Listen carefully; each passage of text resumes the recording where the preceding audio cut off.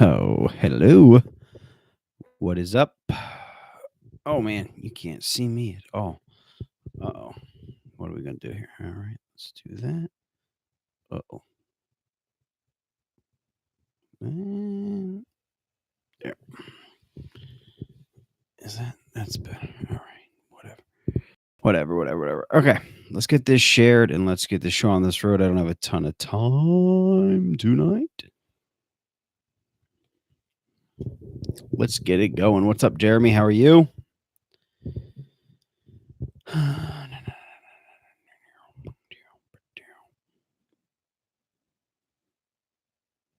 we are. Share. Tonight.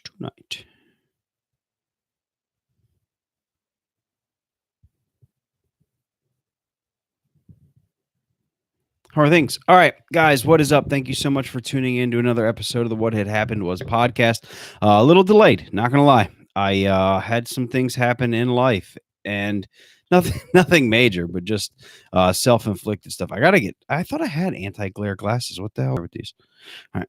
Anyway, so here we are, Tuesday, September 11th, 2018. Thank you so much for tuning into another episode of the What Had Happened Was podcast. I am your host, Mike Dendarski, and as I just said, it is 9/11, a date that will live in infamy forever. It took Pearl Harbor's place as the date that will live in infamy.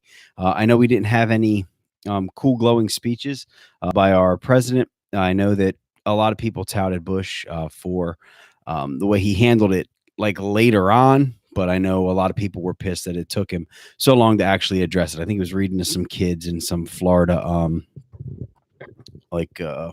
read aloud program or something. I don't know what's going on here in my Facebook feed. I don't even know. Yeah, I'm still live. Okay, we're still good. So I know he took a lot of shit there, but whatever. We don't need to get partisan about it. The biggest thing I think as a kid, I was a senior in high school, which I don't know if that makes me seem like a kid or a dinosaur to some of the people listening. I'm sure it's a combo of the two as this laptop slides down my legs and I get a extreme close up for everyone. So I was a senior in high school, and when the first plane hit, we were in studio class still. We had got done the announcements. We had block scheduling. So it was like I think from like 8:30 to 10 or something like that. We were in the class, and the first one hit around 9 or whatever. And at that point in time, we went live with the news feed. And I know we got yelled at pretty harshly by the administration later in the day, basically saying that we should have cleared that with them before we just went ahead and put that on the television. But I felt as if it was almost our quote unquote journalistic duty. Not that we were journalists or anything, but we had the ability to put on a live news feed onto the school, and I just couldn't imagine not. So we did that. About an hour later, we were still down there, and the other plane had hit, and the administration came down and basically asked us to turn off the live news feed. We all played stupid, pretended we did not know how to turn it off, and they went ahead and made us shut it off. I do not know again what's going on here with my comments. I can't read anything, or I don't know. Let me see if I do this. Go here. Not now. And then go here. All right. Still not back, but whatever. Okay, so it was kind of a hectic day, whatever. Oh man, I don't want to lift my arm up. I got some gross. You guys ever and there I go doing it again. So I'm gonna have to really not rub my head this episode. I don't know if you guys at home have white shirts that are past their prime. Pretty much all of my clothes are past their prime. I have clothes still from high school. Probably the day 9/11 happened, I probably still have that shirt somewhere. I don't know the exact shirt I was wearing. I'm not going to pretend to know the exact shirt I was wearing. But what I do know is that I have a lot of old fucking clothes, and some of them probably were around when the towers came down. There's no denying that. I have clothes from high school. I still wear them to this day. The problem with that is that I seem almost hoarder-like with some of my clothes. I it takes me a long time to throw away clothes. Boxers, undergarments, my undershirts especially, have to be almost to the point where they are like elephant skin gray before I will say, you know what, it probably is time to get rid of these. They get that like yellowish gray kind of, like it's like a I don't know, it's like a sweat deodorant residue underneath of them. And you just keep rocking them for like years and years and years and years.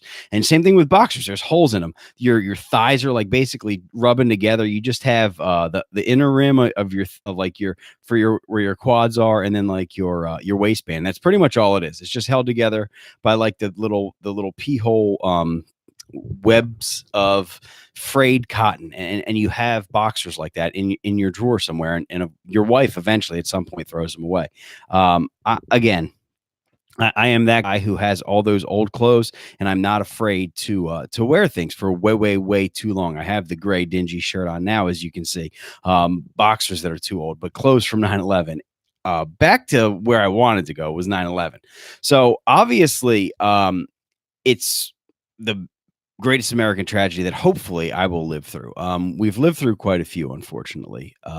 In this time, we've had the Boston bombing, which not a lot of people fortunately lost their lives, but it was obviously still a tragedy. We've had multiple,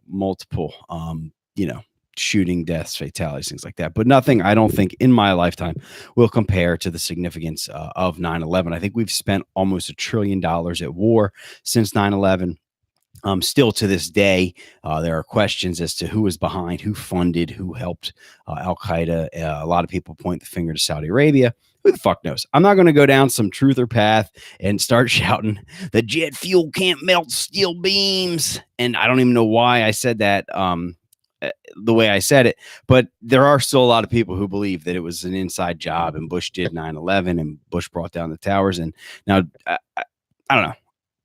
Could it be easily argued that the United States economy does better when we're at war? Yes. Do I think that people would sacrifice like 3,000 lives for some money? No, I don't. I do not think that. All right, this is where I can't get this thing to sit right.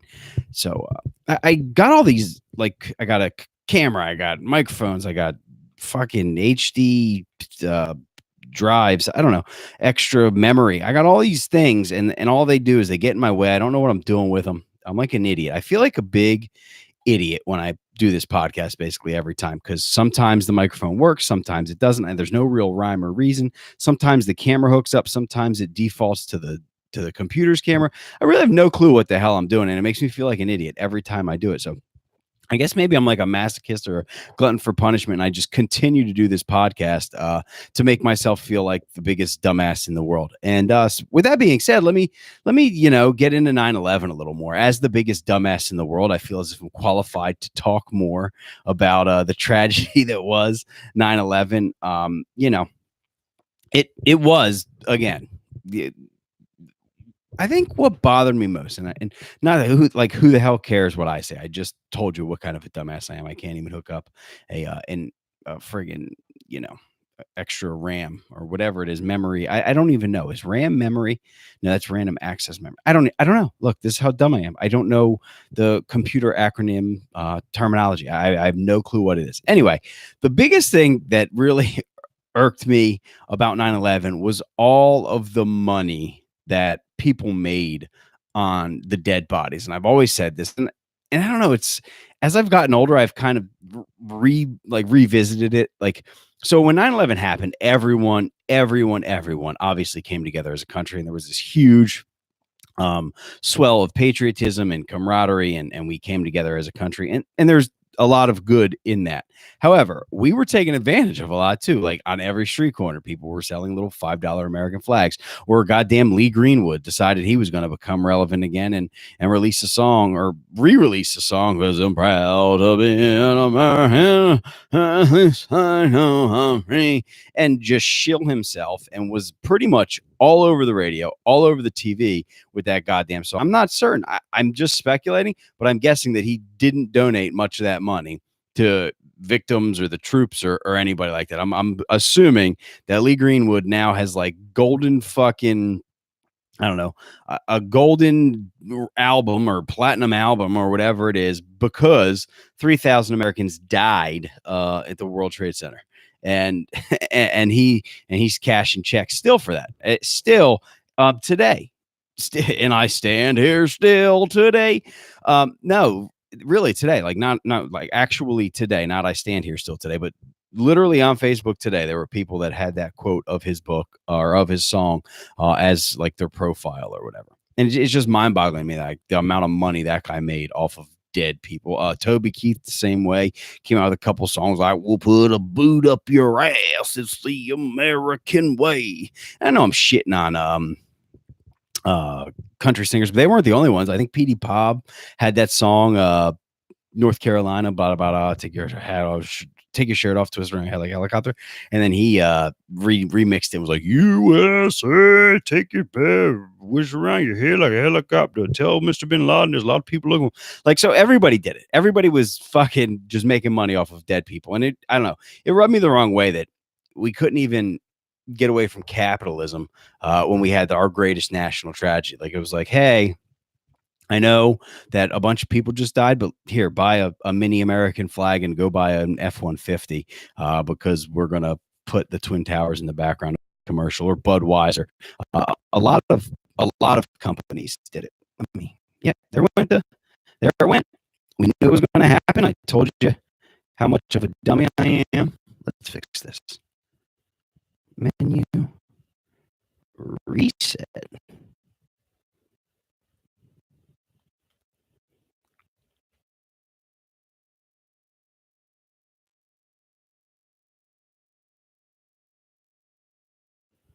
Are we back now? There we go. All right, we're back.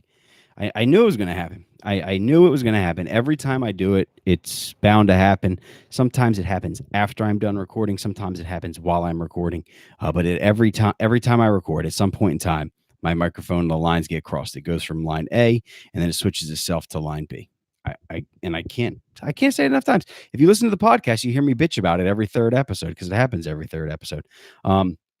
Just life is shit, and then you die. That seems to be the theme of life. It sucks.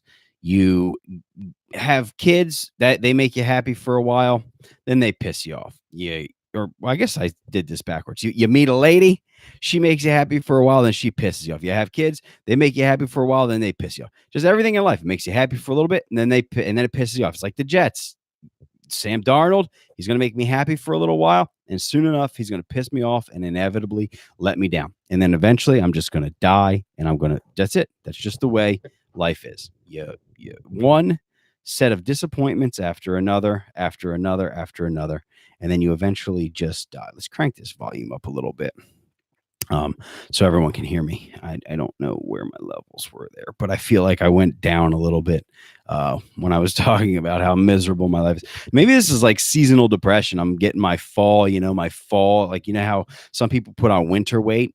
Maybe I'm putting on fall depression. I'm just going to be a miserable fucking jackass the whole entire month of September, October, November. Maybe I'll carry it into December, January, February. Who knows? I'll just be miserable for the whole entire time. And today was a great kickoff for my miserable fall because as I was going to pick Sloan up, apparently biblical level floods were happening in Milford. I've never been in rain this heavy in my entire life. It was biblical. It was comical. I literally looked like I got pushed into a pool when I went to pick her up at school.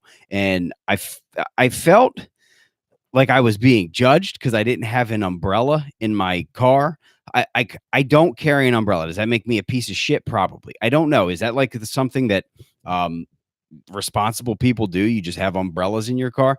I don't have an umbrella in my car. I probably will after today because I'm not kidding. When I was dripping wet, like water was dripping off my elbows when I was signing Sloan out. I was getting the table soaking wet because I was just dripping water everywhere. It was insanity. I really do think people were judging me. They were like, what kind of asshole doesn't have an umbrella in his car? Like, are you that big of a irresponsible piece of shit? Like, you have kids, you should have an umbrella. I don't know. It was like I get judged a lot when I go out to the bar and I don't wear like I just wear mesh shorts or I just wear like a hoodie or whatever. Like I see it. It happens. I get it.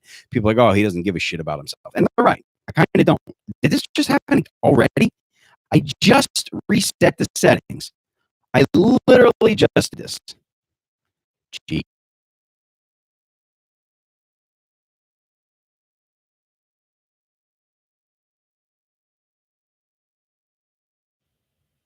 I think the world knows that I'm bitching about it and it's just trying to make it worse. Like I'm trying to get this done and over with because I got to get the kids some dessert. I got to get them in the bath. I got to get them in bed. This is like a really whiny podcast. I should title this "Whiny Bitch Alert."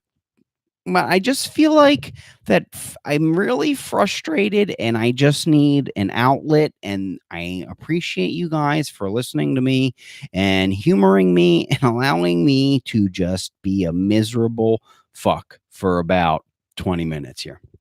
Yeah, I don't know what it is. I don't know what's going on today, but I just I felt the judgment in the room that I didn't have an umbrella. And maybe it was my own self being like, you are an adult now.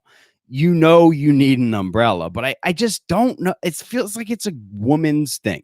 Like umbrellas are for women. I don't know that that's like if you go on most guys' cars, I just feel like most guys don't have umbrellas in their car. If you go on most women's cars, they probably do. I don't know why I feel that way, but I just don't think that many guys have umbrellas in their cars. I'm not certain about this or why I feel that way. Maybe it's one of my sexist, backwards, caveman, misogynistic views that umbrellas are for the ladies. Umbrellas are for the bitches. There. If we're going to go misogynistic, we got to drop a B bomb on them. I can't have these backwards thoughts without using some backwards language. But I just don't, it feels wrong to me that I have, if I were to have an umbrella in my car. And even if I did, it wouldn't matter. It was raining so hard that by the time I went around to the trunk or wherever I had it, I would have been fucking drenched anyway. I sprinted from the little parking lot into the door, and I was soaked. But anyway, I pick up Sloan. She's freaking out. She thinks we're literally going to die because there were parts where I'm not kidding. I thought I was going to have to, like, you ever play Oregon Trail where you just fucking, you're like, I'm just going to caulk the wagon and just try to fucking I thought I was going to have to caulk up the minivan and just, find a friendly Indian across the goddamn way and hope that he would help me ford the river that was every single side street in Milford had turned into a mini goddamn Oregon Trail game that I had to pick whether I was going to wait it out or if I was going to caulk the way. And of course there were some, I was like, you know what? I can't go down this road. It's just, I have to wait it out. There were others where I just took it and I saw my little oxen heads getting deeper and deeper and deeper. And I was like, oh, please don't fucking drown. And they didn't. I didn't drown. I didn't get my van stuck. I didn't get my daughter killed or like, swept away through the rain gutters where the water was literally rushing. It almost looked like whitewater rapids. I hope you guys don't think I'm exaggerating this. This shit was insane. There were literally white caps on the fucking storm drains, and I'm not exaggerating this. Like, it was going so fast down some of the hills into the storm drains that there were like white caps. It was like if you watched it in the little fucking Georgie Porgy's little sailboat when it went down there into the storm drain. It was like that times like 70. It was going. It was like it was a Colorado River or something, like just some insane rapids fucking going downhill. I really didn't know.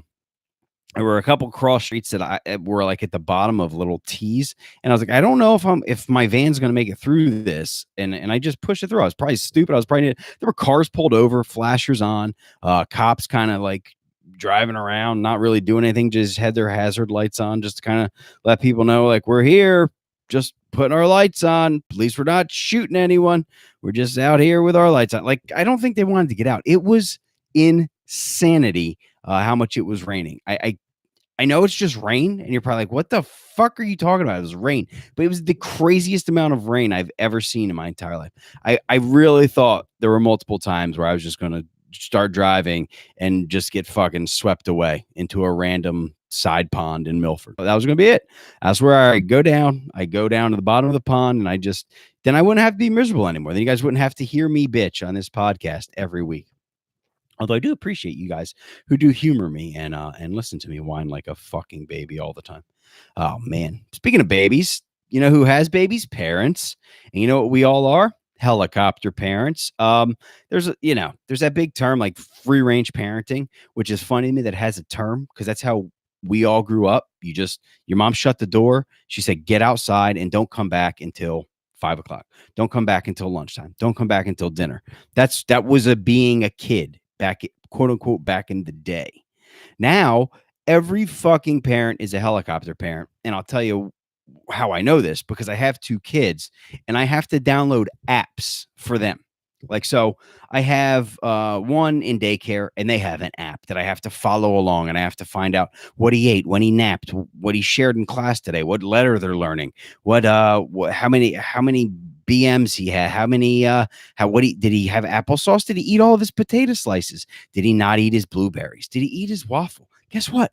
I don't give a shit. I really genuinely don't care what my kid ate or did not eat at daycare. What I want to know is he a psychopath? Is he biting kids? Is he ripping heads off of Barbies and then like shoving them down his pants? That kind of stuff, feel free to pass along in an email or an app. Your kid's a crazyfuck.com, we can call it. I don't know. But I don't need to know that he ate 7 out of his 8 strawberries. I don't care that he didn't eat all 7 potato slices. I really genuinely don't. And I don't know when it's going to end because we're all helicopter parents and we are all to blame for this shit. My daughter, same way. She's in school. She has one called Class Dojo where every day I get a little notification like, hey, she did well. She got 6 thumbs up, 1 thumbs down. She participated in class. She worked hard today. She did great with teamwork. And I get that in school, I should be involved in my kid's school. She comes home. We go over her homework. When she has it, we do it. So I'm involved in that aspect, but I really genuinely don't care about the day-to-day minutia that she was paying attention in art class or she was paying attention in music or she helped put crayons away. I genuinely couldn't give a shit less. Like I said, the major stuff, she's drawing pictures of me with a knife through my head. She's drawing pictures of her mom getting shot into space on a rocket ship and says death to everyone. That kind of stuff, feel free to let me know. Like anytime. Hey, Mike, we think your kid might be a serial killer. She talks about skinning your dogs. Hey, Mike, we think your kid might have serious mental issues. He's been laughing maniacally and rubbing ketchup on his ass cheeks during the day. I get that. If you want to tell me those things, that's fine. Please let me know those things. However, I don't need an app for literally mundane shit. Like, could you imagine if your wife or your whatever got a text message like, Mike closed an account today. He did really good. Or Lindsay ran an IV line today. She did amazing. Lindsay really helped that lady give birth. She hung 2 bags of saline and got her Group B strep meds. Like that's great. I think that's fine, but I don't need an app to let me know about the mundane shit that people did at their job. And I definitely don't need an app to let me know about the mundane shit my kids did. Did they get 100 on a test? Awesome. Send it home in the folder. I'll fucking look at it. I'll sign the little planner because I have to do that every night too. I have to sign a planner. I have to sign a piece of paper. So here's this shit. I have to sign a planner. I have to sign a piece of paper and I have to look at this goddamn app every day. Is it that big of a deal? No. That I should be bitching about it for 10 minutes on a podcast? No. But is it a big enough of pain in the ass that we're all turning into helicopter parents and have to know what our kids are doing every single second of the day? Yes, it's annoying as fuck and it needs to stop. We're going to raise a bunch of psychopaths is what we're going to end up doing. That we have to all right. So when my daughter is old enough to whatever, get Facebook or do her own thing, am I going to put like GPS tracker on her so I know where she is at all times and just be like, oh, that's just the sign of the times. It's just a technology. I hope to God not. I don't want to know like, okay, she just got done the movie. Okay. Like if I'm following her on Instagram, I guess I'll find these things out and I'll know these things. Okay. She's at her friends getting lunch or whatever, but I hope to not follow her on Instagram or I hope to not be her Facebook friend or on Snapchat or whatever other social media things are out there at that point in time. I really hope that there's a spot for her to be a kid and her to enjoy life without me knowing every last fucking detail about what she did, like what she ate. I mean, I guess Instagram will probably be like Facebook is now. Like everyone's on it. Your grandparents are on it. But I'm sure there will be one that's similar to Snapchat that she has. So I shouldn't even worry about this. But I really genuinely do. I worry about that. Like, are these kids going to have a space where they can just go and be kids and not have to worry about being voyeured and being watched and people knowing exactly where they are? Or will it be second nature to them? Will this just be something that's part of their lives? Like they don't take it as seriously as we do. Because I take kind of seriously the fact that people can know exactly where I am on Facebook or check this out on Instagram or do this. And I think it's kind of a big deal. And it's a little bit of like, I'm inviting people into my life. I know that's a little bit narcissistic. Like, who the fuck are you? What do you care? I didn't want to be invited into your life. I just wanted to see a blueberry pancake post you posted. I get it. But what I'm saying is I'm guessing that these generations coming up won't view it as like as big of a deal as we do, because it'll just be like running water. Like for us, running water isn't a big deal. But 2 generations ago, it was like the fucking shit or the best thing since sliced bread. Like what? How is sliced bread even cool? Why is that still a saying? The best thing since sliced bread? How boring is fucking sliced bread? Terrible. And it's terrible for you. You shouldn't be eating really sliced bread. You should be staying away from the carbs. Everybody knows that. You got to go full keto. Duh. Can't be out here looking all fucking tubby. Scott Walker will make fun of you and put a picture on the Facebook and then try to. Speaking of which, look, Scott Walker's going to get votes. I get it. He's going to get votes. If you're on the ballot, you're going to get votes. But he better not win Sussex County, guys. Come on. We're better than this. If you are listening from outside of Delaware, one of a local guy who is borderline insane, I would say, is running for U.S. Congress, our representative in Congress. We only have one because we're a tiny fucking state. We have 2 senators like everyone else, and then 1 rep in Congress, 3 in the Electoral College. No one gives a shit about Delaware.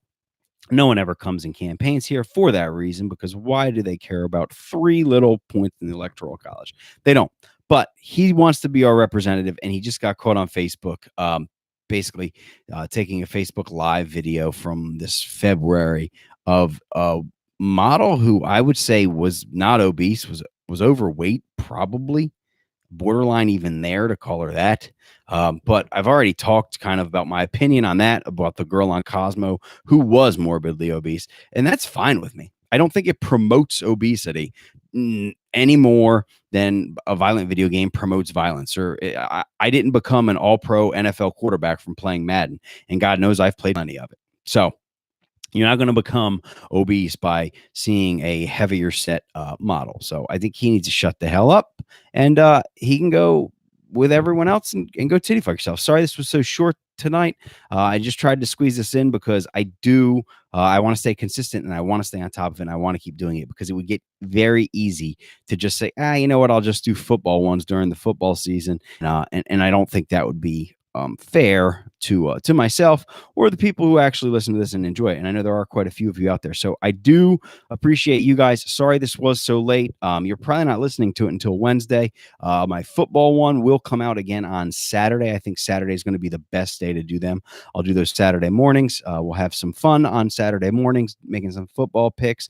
Look for me to post my pick for Thursday night's game, Ravens and Bengals, on the Facebook page. I don't know what else to say, so thank you so much. See you guys again on Saturday. I'm out. Time to go bathe some childrens.